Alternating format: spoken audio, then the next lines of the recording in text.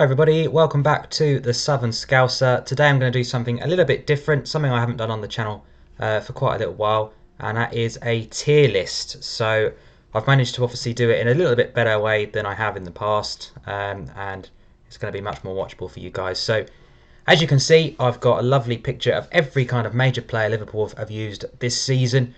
Obviously the ones that are currently out on loan, so Minamino isn't featuring. It's purely just the people that have been here and actually been playing regularly um, for this season, really. So what I thought I'd do, rather than look back on the season that we've just had, because I know a lot of Liverpool fans will much rather look forward and ahead to the season coming up, I'm going to kind of grade the Liverpool players that we've seen most of this season in terms of, should they be in the first 11 come next season? Should we be using them off the bench? Are they more of a squad player? Could they use a loan? Could be, they're worth holding on to for the future?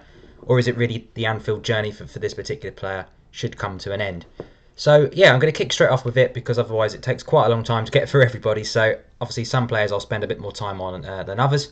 So I'm just going to basically start from left to right and go from there, no particular order. So Kostas Tsimikas is the first player, a player we've not really seen enough of to make a judgment on this season. I've not been particularly impressed when he has played, but I think there's more to come from him. So it's really hard to delodge Andy Robertson at left back. Of course, he's struggled to stay fit as well.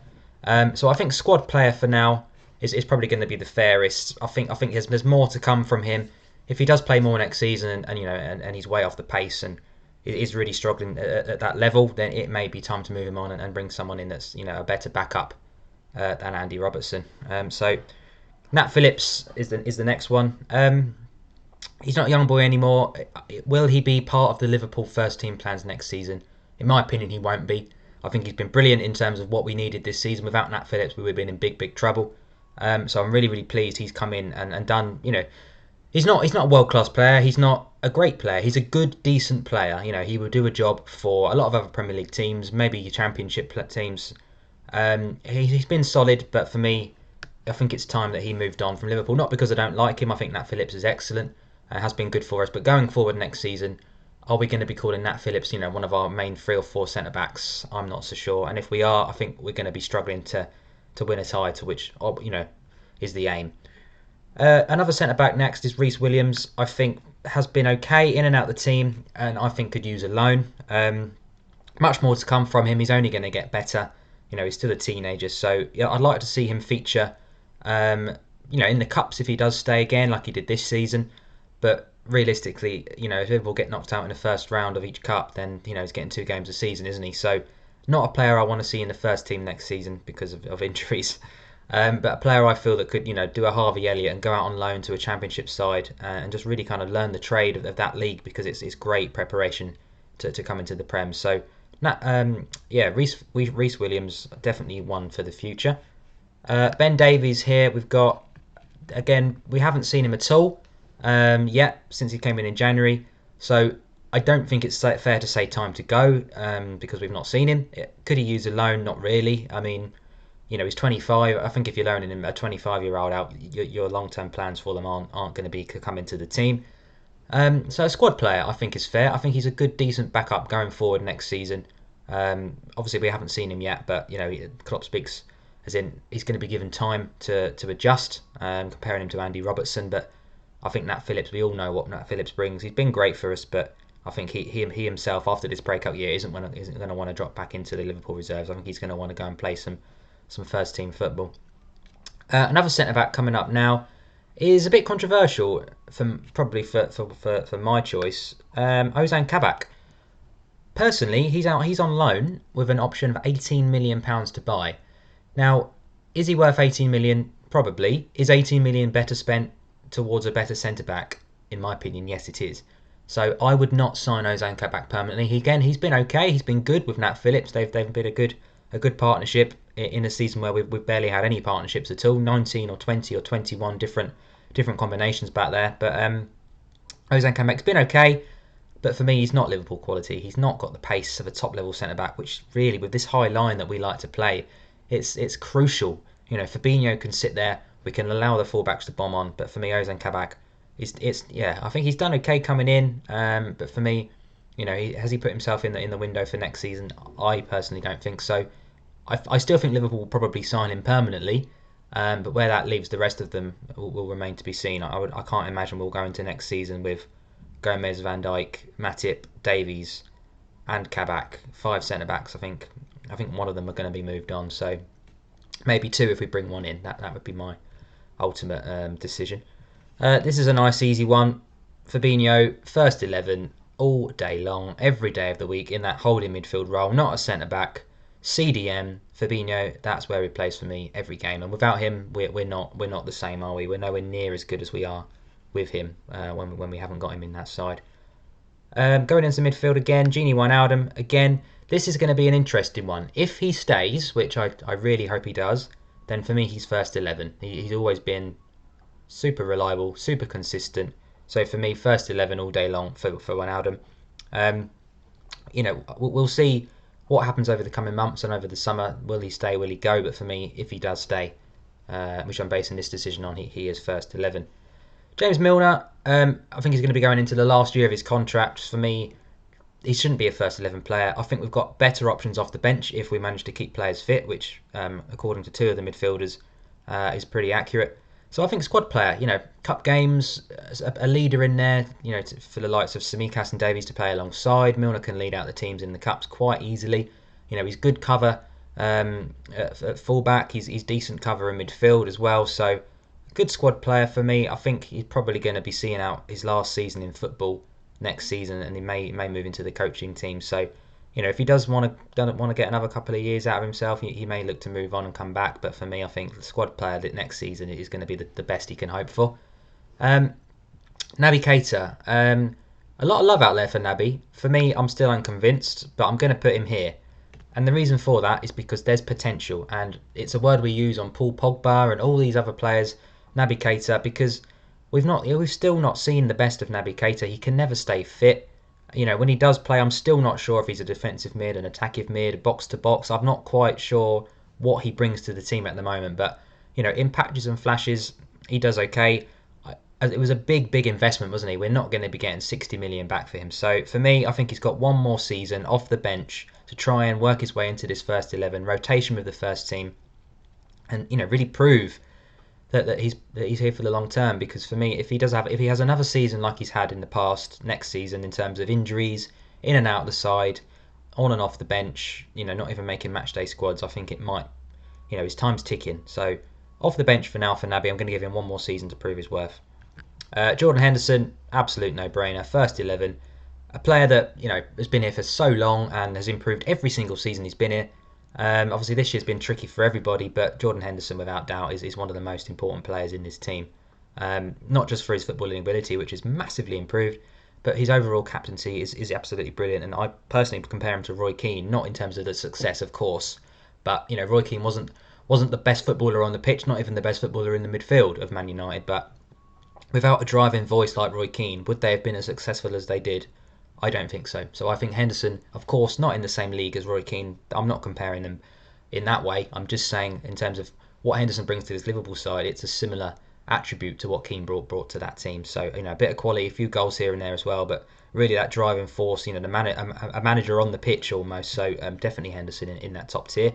Addison again, he's had a tricky year this year, but he's definitely first 11. He's been shaky, but haven't we all this season? It's not been a great season, but he's not going to become a bench player because he's worth too much. If he was to move on, he would move. If he did lose his place, he would move on. But there's no way that's going to happen. He's been our best goalkeeper since Pepe Reina. I'm definitely going to put him in the first 11. Do keep an eye out as well. Red Sky Pods is another brilliant podcast that I've been keeping involved with. Ian and Steve, I've been in touch with. We're going to be doing a tier list all about Liverpool's goalkeepers since Ray Clements, the sort of the early 70s up to the present day, and doing a very similar tier list that will be with Red Sky Pods and Thiago's father, who I'm also teaming up with for the Red Sea podcast, which will be released on Never a Foul. So have a look for that. That's coming up very, very soon. But that'll be an interesting debate, not just my ideas, but 3 other people putting in their thoughts as well to see where those goalkeepers rank, because it's an interesting one. Goalkeepers, you've In terms of other positions, there's lots and lots of players come through, but actual recognised goalkeepers, there's not many. I think there was only about 15 or so from the 70s to present day. So it's going to be a really interesting debate. So keep an eye on that one. In terms of the rest of the team, I think Chamberlain is the other one, isn't he? Very very similar to Naby Keita. Has progressively got worse in my opinion in his Liverpool career. He came in and looked great. He had a good run. He got that horrible injury. But ever since he's just struggled to keep fit, and it's injury after injury, and it's 3-4 months here and there. So he's another one very similar to Naby. I think this is the last season shootout. Can he work his way back into this team, back into the plans? Not necessarily as a first 11, but a regular off the bench and coming in and out of the team. Because I think another season like this season where he's maybe playing 10, 15 games. I think for me there's better players than that we can get. So he's again off the bench for me. Curtis Jones would also join them there for me. Again, I'm a massive Curtis Jones fan. I've said it before and I'll say it again. I think he's absolutely brilliant. He's a future first 11 for me. He's still really young. Potentially even a future, vice captain if he does stay around and Trent works his way up to that level as well. I just think he's got everything. He's absolutely brilliant. He cares about the club more than most because he's a home boy. His ability on the ball, his dribbling, he was similar to a Grealish in my opinion. He's that one player in midfield that can pick the ball up from deep and dribble it to the other end of the other edge of the opponent's box. We don't have anyone else like that currently that can stay fit. So strange that he's not been in the team recently. I get he's a young player and you've got to bring him in and out, but for me, Curtis Jones is superb, and we'll give it a few more years. He'll be in that first 11 when the likes of Gini and Thiago, start to hit the 32, 33 mark. I think Curtis Jones is here for the long haul, so really, really impressed with him. Xherdan Shaqiri, he's an interesting one. I personally like Shaqiri, and again, it's the same old story, isn't it? He needs to stay fit. I think he's a great option for the right wing. All right, he's not the same as Mane and Salah. He's not an inside forward that's going to be sprinting for days. He's good on the ball. He's technically gifted, and he's got a great free kick and a great cross on him. So, for me, I really like Shaqiri. I'd like to see him feature a lot more than he does.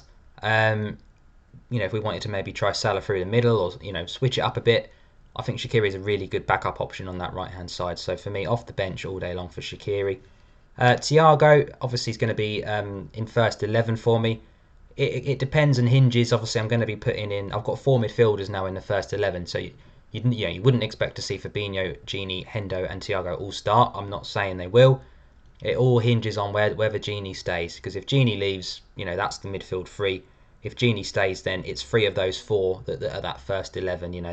I don't think there would be a consistent off the bench. It would be a rotation of those 4, which 4. Let's be honest, world-class midfielders. If not just maybe just below that in a tad, but really really top draw midfielders in there. And to have 3 of those 4 in midfield for the majority of the season can only bring success, can't it? So Thiago's definitely up there. We've not seen the best of him yet this season, but give him a season with Henderson, Gini, Fabinho in that midfield with Van Dijk and Gomez behind him, or another centre back that might come in, and we're going to see the best of him.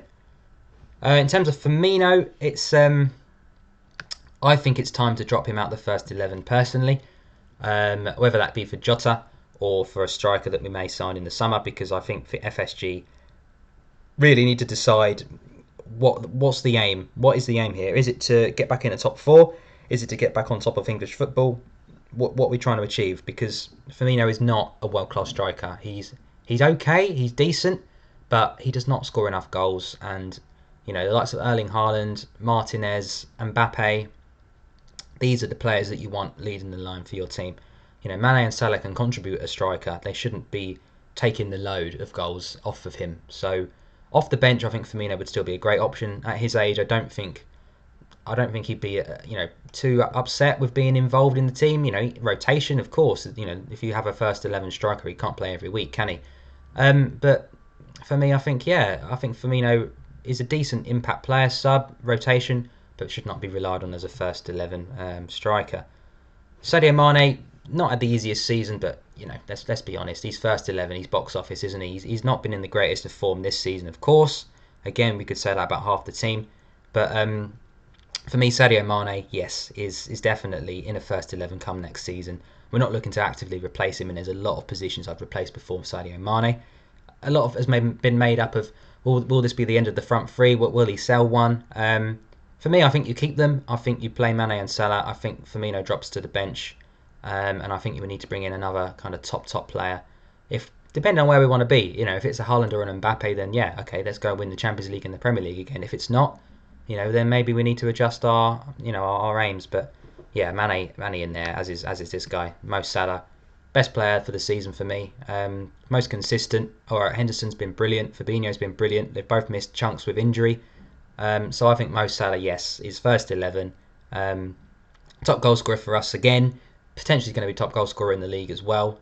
So yeah, for me, Mo Salah all day long. He's in the first 11.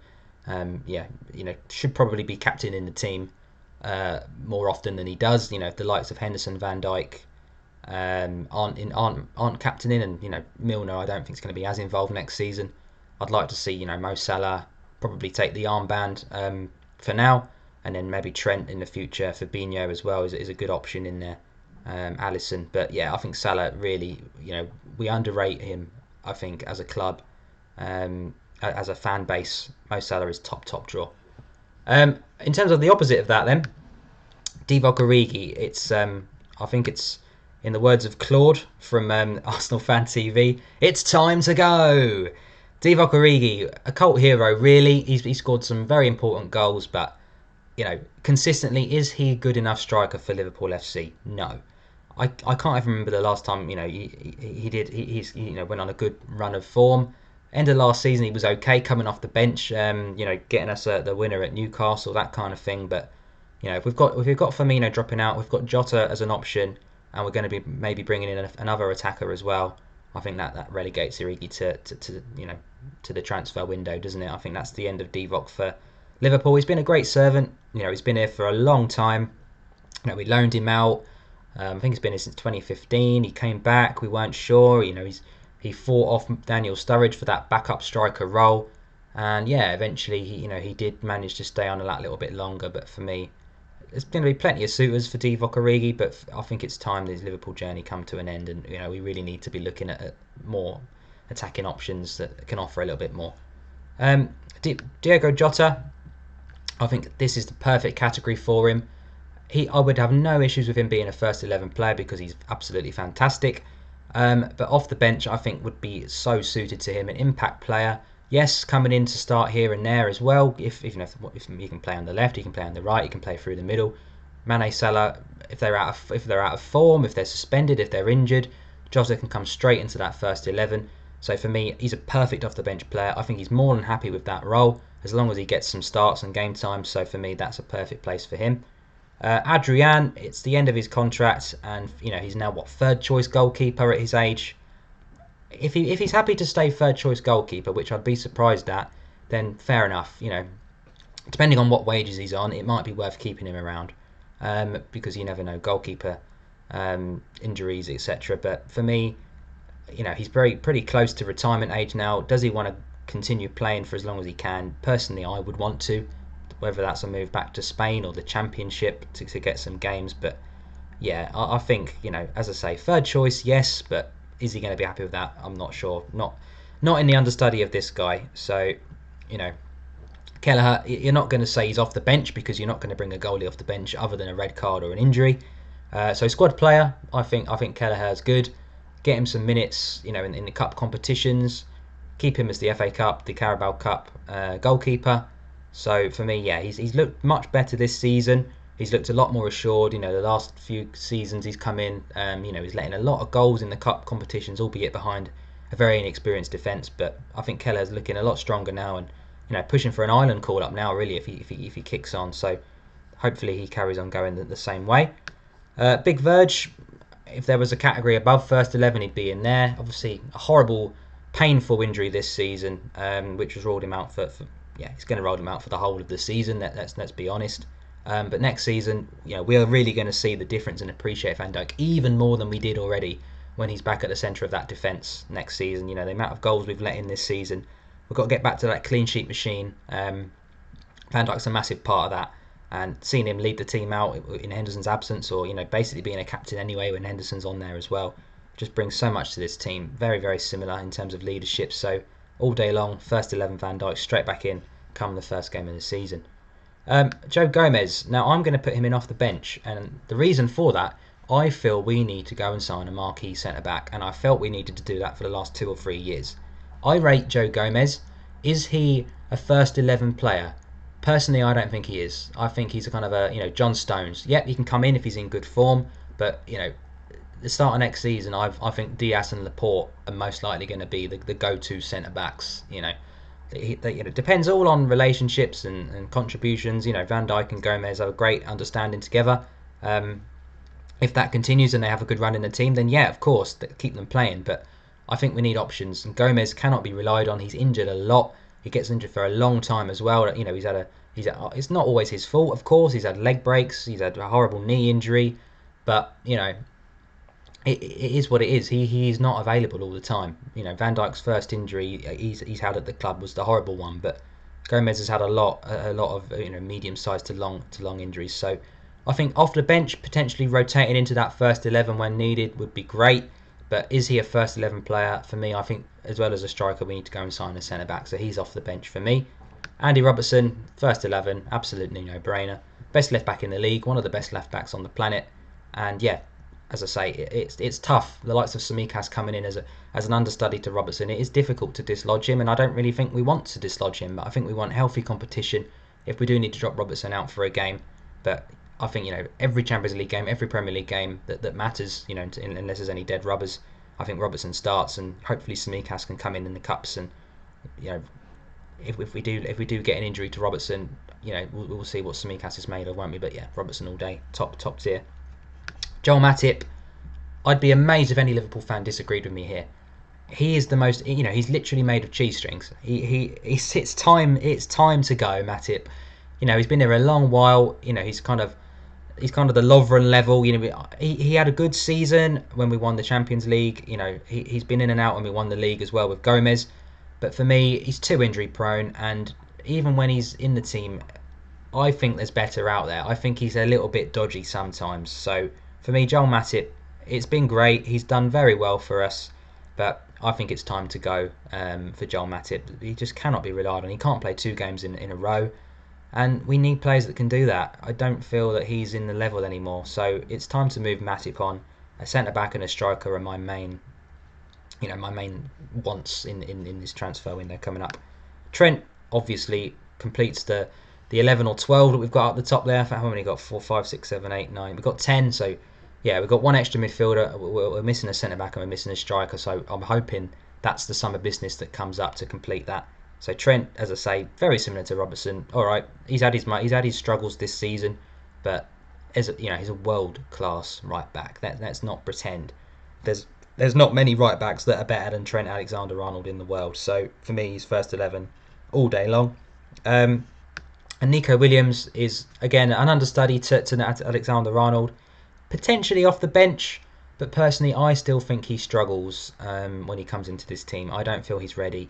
I feel we need to get a decent backup fullback that can maybe play left and right, or a better backup right back, kind of like Tsimikas, that can cover Trent, and give Nico a loan.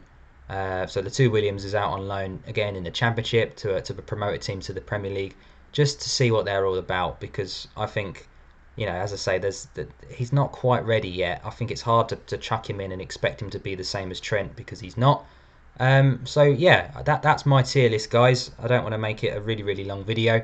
But yeah, keep tuned for more content from the Southern Scouser. As I say, Red Sea Pods, I'm going to be featuring on there doing a goalkeeper tier list. And I'm going to be doing a live Champions League watch along tomorrow for the Champions League, Friday, sorry, for the Champions League draw. So keep an eye out for that. I've been the Southern Scouser. See you soon.